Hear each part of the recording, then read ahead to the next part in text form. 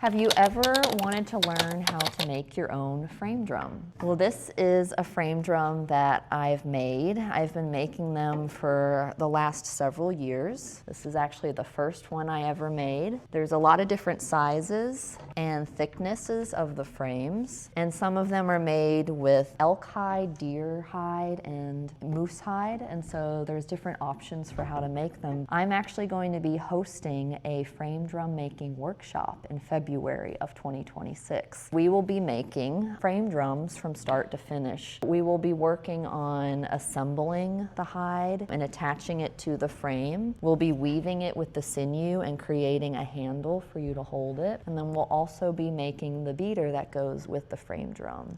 These types of frame drums are really special because you're establishing a relationship with your drum. So you're connecting with the hide, you're connecting with the tree, and you're assembling something that has a voice. And as a drummer, it is your job and it is your honor to bring the voice of the drum out when you play. And so we'll be talking a little bit about that, different techniques for playing and different rhythm patterns and awakening the drum.